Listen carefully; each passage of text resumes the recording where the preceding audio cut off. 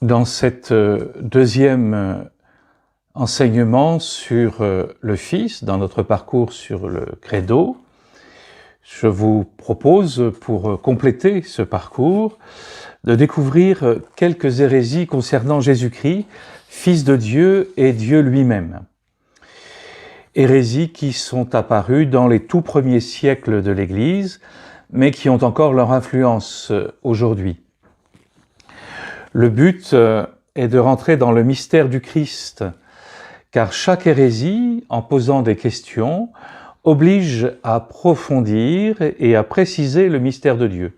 Finalement, le but est de bien savoir ce que je dis lorsque je proclame « je crois » avec les mots de l'Église. Le but est d'éviter de faire chacun notre petite cuisine, en gardant ce qui nous intéresse et en rejetant ce qui peut nous gêner, nous déranger. Dans ce cas, il n'y a plus de communauté possible, plus de communion possible.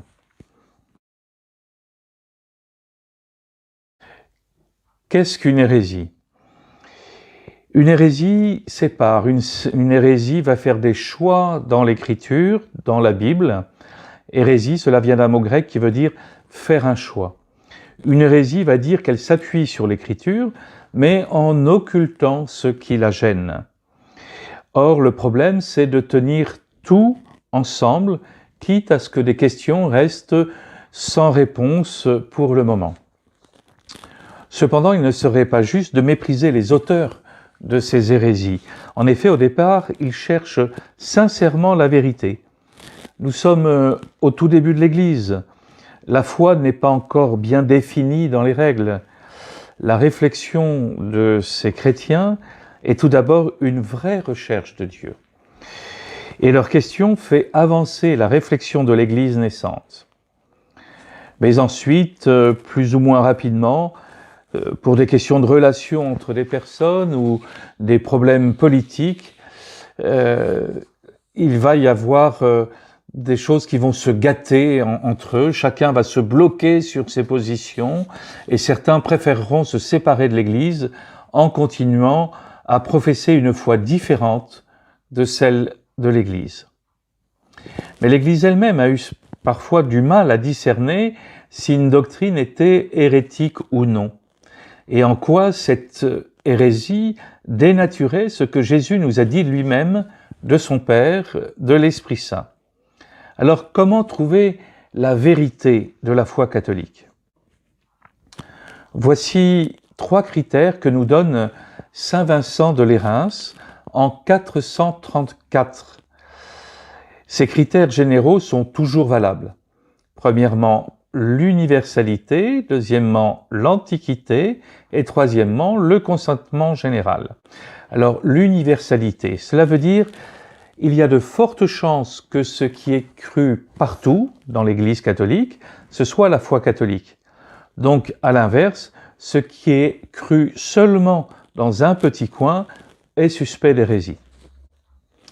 Deuxième critère, l'antiquité. Il s'agit là de ce qu'on appelle la tradition. Au sens premier du terme, tradition veut dire transmission. Essayez de revenir à ce qui a été transmis. S'intéresser à ce qui est le plus ancien. Je reçois la foi qui vient de plus loin que moi, qui vient du Christ, transmise par les apôtres, puis par les pères de l'Église, puis par leurs successeurs, etc. Il est important de pouvoir vérifier l'antiquité de la foi, l'ancienneté de la foi, tout comme on va vérifier les fondations d'une maison. La foi qui se déploie va pouvoir exprimer parfois de manière nouvelle des choses qui ne sont pas nouvelles, des choses qui étaient présentes mais pas encore découvertes. Prenons une analogie. Un enfant qui vient de naître n'a pas encore ses dents, mais nous savons qu'un jour il les aura car elles sont en germe en lui. Ce ne sera pas un ajout, ce n'est pas un organe ajouté. Ainsi, dans la foi, il y a des vérités qui étaient là, mais pas encore découvertes, et qui vont apparaître comme importantes à proclamer dans toute l'Église. L'hérésie, au contraire, c'est un organe ajouté qui n'appartient pas du tout au corps et qui du coup rend ce corps monstrueux, comme si on rajoutait par exemple un bras sur une tête. Troisième critère, le consentement général. Le troisième critère concerne une unanimité de la foi. En tout cas, un avis commun le plus large possible. Lorsqu'une question fait débat, on va essayer de retrouver dans le passé où était le dernier consentement unanime des pairs sur cette question, ou du moins le consentement le plus large possible. Il y a toujours cette perspective que pour retrouver la vérité sur telle ou telle doctrine, pour savoir si elle est conforme à la doctrine catholique, il faut rechercher d'abord dans les écrits des premiers pères de l'Église.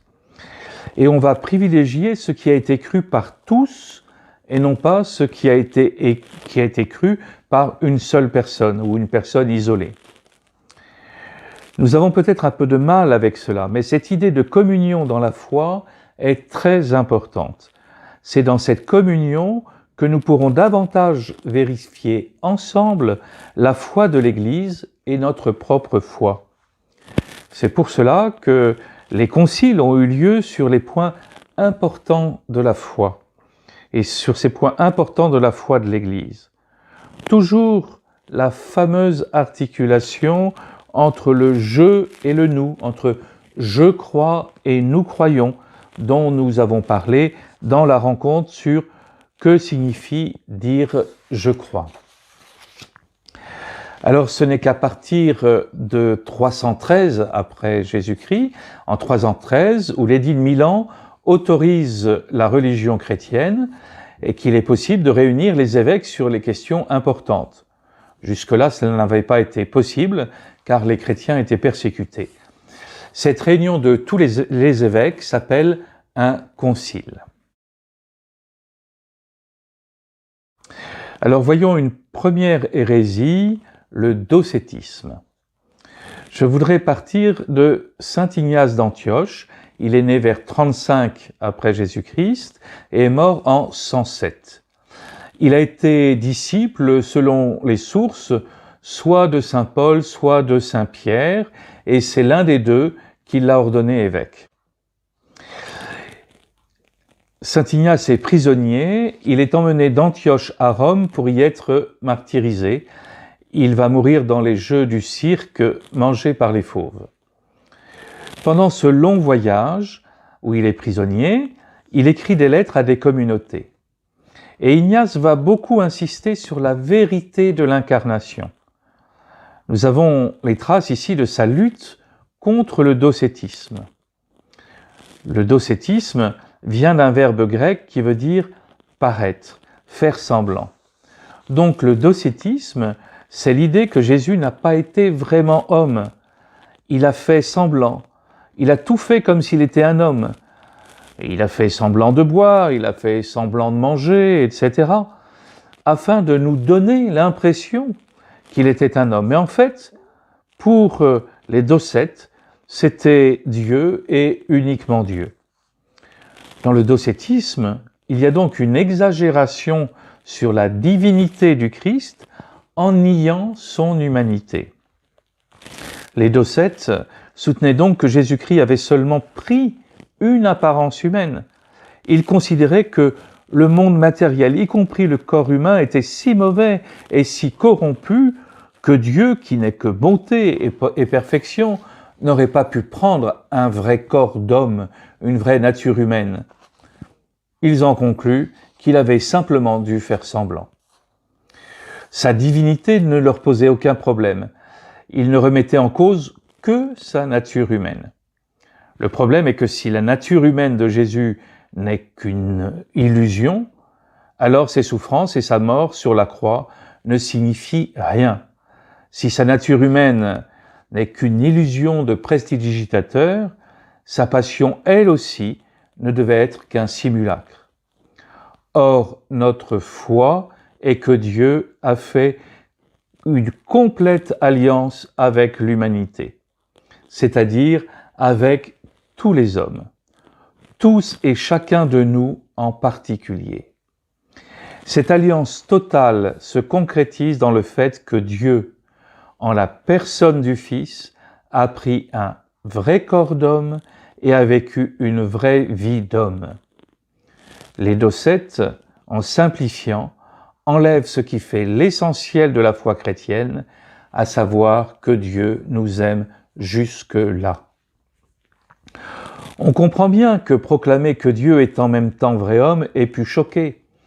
Saint Paul dira aux Corinthiens, c'est dans la première épître aux Corinthiens au chapitre 1, verset 23, « Nous proclamons un Messie crucifié, scandale pour les Juifs, folie pour les nations païennes. » Et oui, comment est-ce que Dieu, en Jésus, peut mourir sur la croix? Mais l'Église va réaffirmer avec vigueur que Jésus est pleinement homme et pleinement Dieu.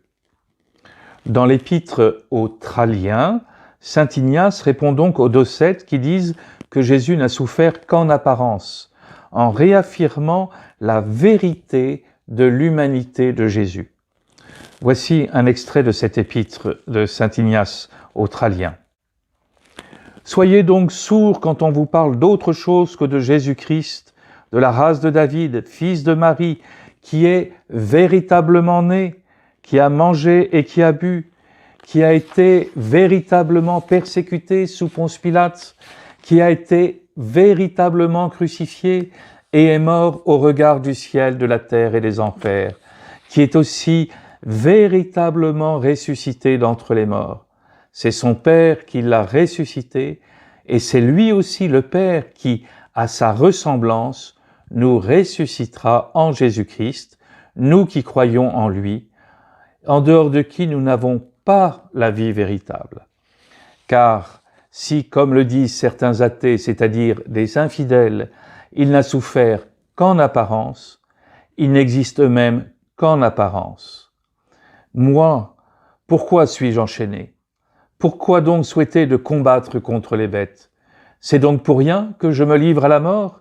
Ainsi donc, je mens contre le Seigneur. Voilà, l'insistance d'Ignace sur véritablement, vous l'avez remarqué, est très intéressante, qui a été véritablement persécuté sous Ponce Pilate, qui a été véritablement crucifié et est mort au regard du ciel, de la terre et des enfers, qui est aussi véritablement ressuscité d'entre les morts. Pourquoi est-ce si important? Parce que nous allons avoir en Jésus la vie véritable. Autrement dit, si lui, Jésus, n'est pas véritablement né, s'il n'a pas véritablement souffert, s'il n'est pas véritablement ressuscité, eh bien la vie que nous allons recevoir ne sera pas la vie véritable. Pour le dire plus simplement encore, s'il n'est pas vraiment homme, il ne peut pas vraiment me donner la vie à moi qui suis un homme.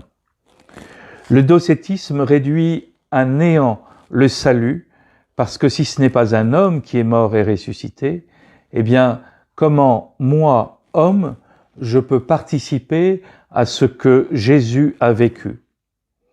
Comment est-ce que je peux recevoir la vie véritable? Saint Ignace, qui, je vous le rappelle, écrit cela alors qu'il est emmené comme prisonnier à Rome pour y subir le martyre dans le cirque en étant jeté aux fauves, va dire « C'est donc pour rien que je me livre à la mort ?» Cela veut dire que si Jésus n'a souffert qu'en apparence, Ignace d'Antioche est bien bête d'aller mourir. Et lui, ce n'est pas en apparence qu'il va mourir et qu'il va être mangé par les fauves. Donc il dit que son martyre n'a pas de sens si Jésus n'est pas vraiment homme. Voyons une seconde hérésie, le gnosticisme. Dès le 1er siècle, puis au 2e et 3e siècle, le gnosticisme va prendre plus d'ampleur. Il aura des formes de gnosticisme diverses et variées. De quoi s'agit-il? Le mot gnose, en grec, veut dire la connaissance. Ces mouvements ont en commun l'idée qu'il y aurait une connaissance cachée, secrète, qu'on ne peut dévoiler qu'à certains chrétiens pour qu'ils atteignent le stade des parfaits.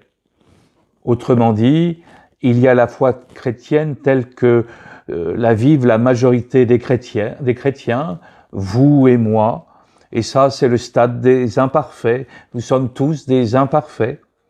Et il y a le stade des parfaits, ceux qui ont cette connaissance secrète et qui seront sauvés. Cet aspect gnostique, qui réapparaît très fréquemment, a été pointé du doigt par le pape François, et notamment dans son exhortation du 19 mars 2018 sur l'appel à la sainteté, en latin Gaudete et Exultate, qui veut dire en français « Soyez dans la joie et l'allégresse ». Le pape François dit que la tentation de cette hérésie peut surgir dans la vie de chaque chrétien. Il dit que cette hérésie, et une autre dont nous parlerons plus tard, le pélagianisme, demeurent toujours présentes et sont préoccupantes car elles ont des implications très pratiques. Doctrine pessimiste, le gnosticisme véhicule une vision négative du monde, du corps et de la matière qui, selon eux, serait l'œuvre d'un Dieu inférieur. Pour eux, le monde matériel est mauvais et le seul moyen de se sauver serait de découvrir les secrets de l'univers. Alors là se trouve le point névralgique du gnosticisme, faire dépendre le salut du savoir aux dépens de la mise en pratique de l'Évangile par la charité pour une vie de sainteté. Le savoir plus important que la pratique de l'Évangile et de la charité. Cette croyance est totalement opposée à la vision chrétienne. Pour les chrétiens, Dieu est le créateur du monde, un monde qu'il a voulu bon. Dans le chapitre 1er du livre de la Genèse, revient comme un refrain « Et Dieu vit que cela était bon ». De plus, l'idée de garder la révélation secrète et réservée à une élite était totalement opposée au désir du Christ venu pour tous les hommes avec, au contraire, une mention spéciale pour les pauvres et les petits. C'est ce que nous voyons dans l'évangile de saint Matthieu, au chapitre 11, verset 25. En ce temps-là, Jésus prit la parole et dit « Père, Seigneur du ciel et de la terre, je proclame ta louange, ce que tu as caché aux sages et aux savants, tu l'as révélé aux tout-petits. » Les chrétiens ont toujours proclamé une révélation divine offerte gratuitement par Dieu à tous les hommes. Mais aujourd'hui encore, nous entendons des choses de ce type. Il y aurait une tradition secrète, une connaissance secrète qui viendrait du Christ, qui viendrait de ses apôtres, qui viendrait de textes secrets, de Marie-Madeleine, de Judas, des textes ou des choses que l'Église nous cacherait et qui ne peuvent être transmis qu'à certains qui veulent bien découvrir cette connaissance. Et ainsi, ils pourraient atteindre un stade plus parfait et se retrouver parmi les élus. Ils auraient donc accès à une connaissance supérieure à celle du peuple, une connaissance supérieure à l'Évangile, qui est la connaissance habituelle des chrétiens. La gnose revient très fréquemment dans notre histoire, même encore aujourd'hui, dans n'importe quelle discussion, même dans une paroisse, vous pourrez toujours tomber sur quelqu'un qui vous dira « ce qu'on vous raconte, ce n'est pas ça du tout, en fait, on nous cache des choses, il y a une connaissance secrète, etc. » Pour les gnostiques, être sauvé se fait donc uniquement par la connaissance, le salut se fait uniquement par la connaissance. Pour un gnostique, il n'est pas question d'abord d'être sauvé en recevant le baptême, en cherchant à se convertir, en vivant de la vie du Christ, en vivant de la grâce de Dieu, en faisant des œuvres bonnes. Pour le gnostique, on est sauvé en découvrant le secret de l'histoire du monde, en comprenant quelque chose que les autres ne savent pas. Dans son exhortation Gaudete et Exultate sur l'appel à la sainteté, le pape François pointe plusieurs conséquences de cette dérive. D'abord, dans le gnosticisme, la connaissance devient tellement importante que l'on ne veut plus se pencher sur les souffrances physiques des autres, et la vie chrétienne se coupe de la réalité du monde. Cela devient une religion désincarnée qui ne se préoccupe plus des autres. Deuxième dérive, par la tentative d'apprivoiser le mystère de Dieu, ces systèmes de pensée imaginent pouvoir faire le tour de Dieu. On connaît tout, on sait tout, et l'on regarde de haut les autres chrétiens, leur foi et leur credo. Il y a une forme d'intolérance qui marque la tentation gnostique. Moi, je sais. Cette dérive entraîne la troisième dérive qui est, dans le gnosticisme, une contrefaçon de la sainteté qui consiste dans un certain sentiment de supériorité par rapport aux autres fidèles. Sur ce point, le pape rappelle que la connaissance, le savoir, ce n'est pas un but en soi. La finalité de la connaissance est de se mettre au service des autres, de vivre selon l'Évangile. Voilà un extrait de Gaudete et Exsultate au numéro 41. Voilà ce que dit le pape. Lorsque quelqu'un a réponse à toutes les questions, cela montre qu'il n'est pas sur un chemin sain, et il est possible qu'il soit un faux prophète utilisant la religion à son propre bénéfice, au service de ses élucubrations psychologiques et mentales. Dieu nous dépasse infiniment. Il est toujours une surprise, et ce n'est pas nous qui décidons dans quelles circonstances historiques le rencontrer, puisqu'il ne dépend pas de nous de déterminer le temps, le lieu et la modalité de la rencontre. Celui qui veut que tout soit clair et certain prétend dominer la transcendance de Dieu.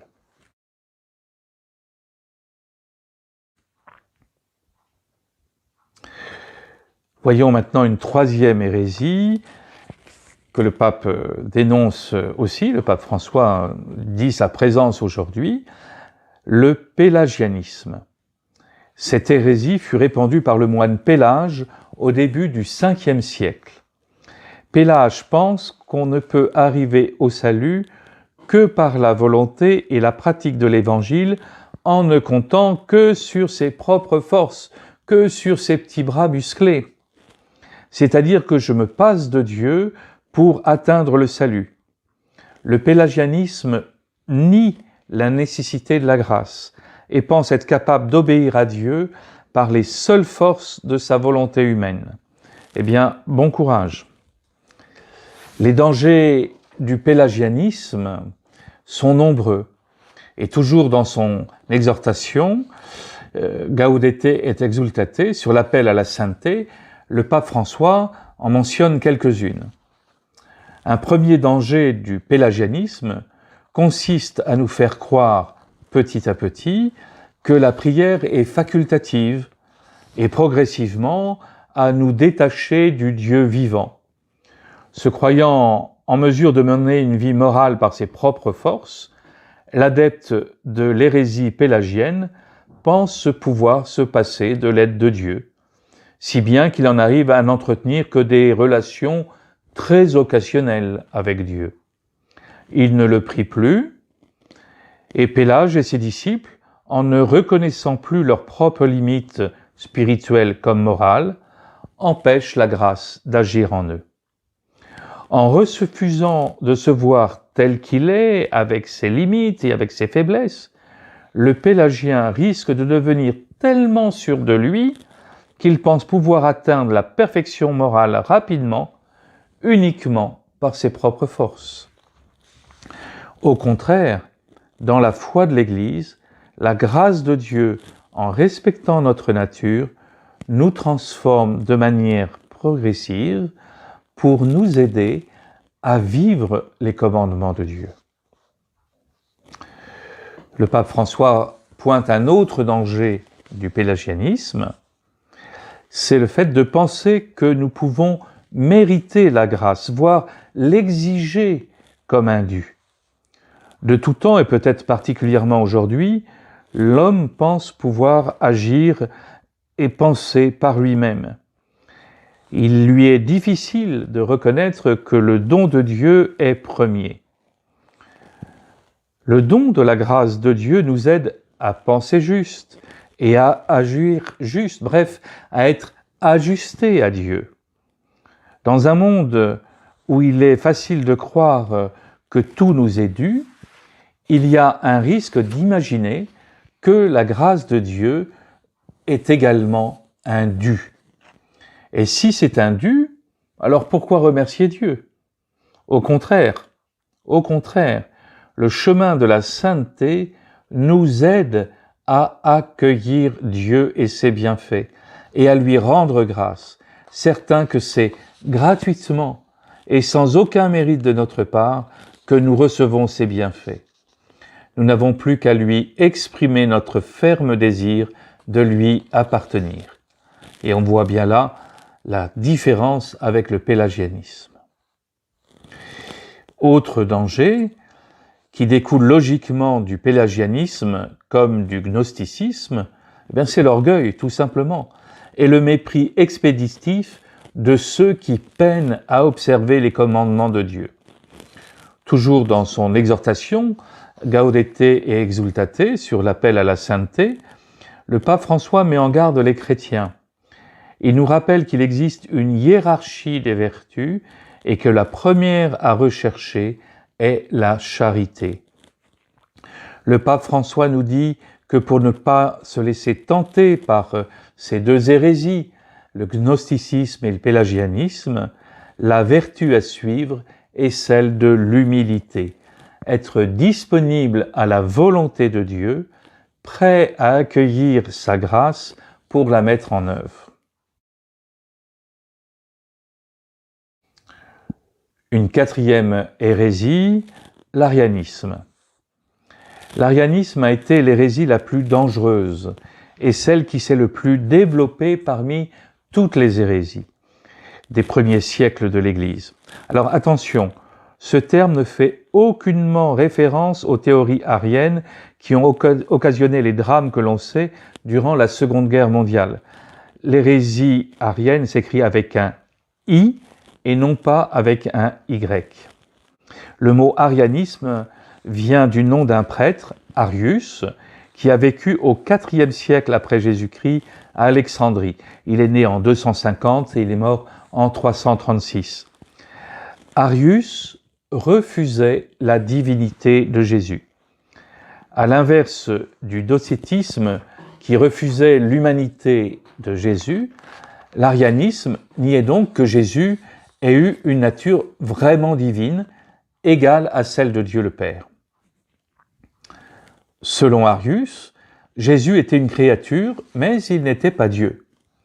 Il considérait Jésus comme supérieur à toutes les autres créatures, sans doute la créature la plus parfaite, la plus achevée, mais il ne pouvait pas être égal à Dieu. Sa filiation avec Dieu n'était qu'une forme d'adoption.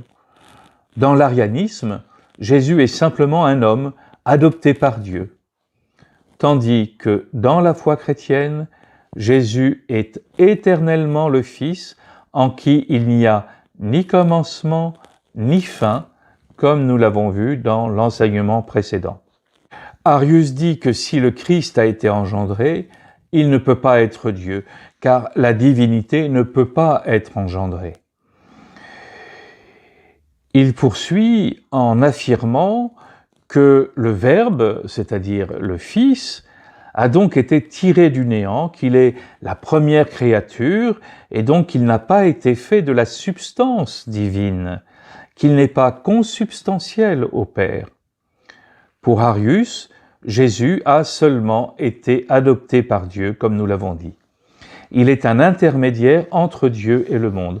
Autrement dit, dans l'arianisme, le Christ est le chef-d'œuvre de Dieu. Arius n'adhère pas à ce que dira plus tard le Credo, engendré, non pas créé, consubstantiel au Père. L'arianisme s'est très vite répandu car il était plus facile d'admettre que Jésus était une créature que de croire que Jésus était à la fois vrai Dieu et vrai homme. Mais du coup, Les théories de l'arianisme suppriment le fait que Dieu ait fait totalement alliance avec l'humanité jusqu'à se faire vrai homme. Et cela détruit toute la révélation et le message de l'Évangile sur ce qu'est Dieu. Afin de résoudre cette question, l'empereur Constantin ordonna la tenue d'un concile en 325 après Jésus-Christ, en réunissant tous les évêques. La cité impériale de Nicée fut choisie pour héberger ce concile. Nicée, comme nous l'avons vu lors de l'enseignement sur la formation du credo, se situe dans la Turquie actuelle, tout près d'Istanbul, qu'on appelait à l'époque Constantinople. À Nicée, donc, tous les évêques sont réunis et ils décidèrent de composer un credo, un texte de référence que tous les fidèles devaient apprendre et professer comme étant le fondement de la foi chrétienne. Les discussions furent vives et houleuses. La formulation qui mit fin à la controverse de l'arianisme est celle du symbole de Nicée, qui dit « Je crois en un seul Seigneur Jésus-Christ, le Fils unique de Dieu, il né du Père avant tous les siècles, il est Dieu né de Dieu, lumière né de la lumière, vrai Dieu né du vrai Dieu, engendré non pas créé, consubstantiel au Père, et par lui tout a été fait. » On s'en rend compte immédiatement, cette formulation allait directement à l'encontre de la proposition arienne, selon laquelle Jésus, en ce qui concerne sa divinité, était seulement semblable, mais non égal en substance au Père. C'est toujours le même credo qui est récité à la messe et les jours de fête dans toutes les églises catholiques du monde entier. C'est ce credo que les futurs baptisés reçoivent lors de ce qu'on appelle la tradition du symbole et qui est restitué quelques jours avant le baptême dans ce que la liturgie appelle la reddition du symbole. Aujourd'hui encore, avant chaque ordination, le futur prêtre ou le futur évêque doit dire ce credo devant son évêque ou devant l'assemblée. Une cinquième hérésie, le nestorianisme. Le concile d'Éphèse, en 431, fait face à l'hérésie nestorianiste et va avoir à se prononcer sur une question concernant la personne du Christ, vrai Dieu et vrai homme. Pour les nestoriens, en Jésus, il y a une personne humaine et une personne divine qui sont complètement séparées. Quand l'un agit, l'autre n'est pas concerné. Le nestorianisme va être rejeté, rappelant qu'en Jésus, il n'y a qu'une personne et deux natures, une nature humaine et une nature divine. Et quand Jésus agit comme une seule personne, il agit avec ces deux natures, humaine et divine. Enfin, une sixième hérésie, le monophysisme. 20 ans plus tard, en 451, le concile de Chalcédoine va s'opposer au monophysisme. Pour les monophysites, en Jésus, il n'y a qu'une seule nature. Pour eux, il est logique que si Jésus est une seule personne, il n'y a qu'une seule nature. Et s'il n'y a qu'une seule nature, c'est forcément la nature divine. Il nie donc l'humanité de Jésus. Le concile de Chalcédoine va dire que certes, il y a une seule personne en Jésus, mais il y a bien deux natures, une nature humaine et une nature divine. Et du coup, il y a une double volonté dans le Christ, une volonté divine et une volonté humaine. Mais les deux ne sont pas indépendantes, et elles agissent ensemble, si l'on peut dire, dans chaque action ou parole du Christ.